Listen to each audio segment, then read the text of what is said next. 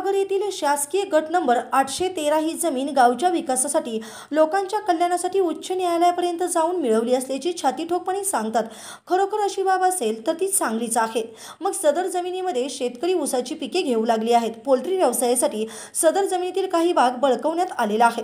सदर जमिनीमधील भूखंड ही परस्पर विकले जात आहेत। यामध्ये या लोकांचा हात आहे का असा प्रश्न सामान्य माणसांना पडलेला आहे। एकीकडे उच्च न्यायालयापर्यंत जाऊन गावासाठी सदर जमीन मिळवल्याचा डांगोरा पिटणाऱ्या लोकांनी या गोष्टीकडे दुर्लक्ष का केले, मौन का बाळगले आहे, सगळेच एकमेकाला सामील आहेत का असा प्रश्न चर्चा नागरिकांमधून होत आहे। माननीय जिल्हाधिकारी कोल्हापूर, माननीय प्रांत सौ इचलकरंजी तसेच माननीय तहसीलदार शिरोळ, अधिकारी शिरोळ, गाव कामगार तलाठी मौजे आगर इत्यादींनी या गोष्टीकडे गांभीर्याने पाहावे अशी विनंती व्हॉट्सॲप ग्रुपवरून एका सुज्ञ व ज्येष्ठ नागरिकांनी केली आहे। सांगोला न्यूजसाठी जयसिंगपूरहून अजय हराळे।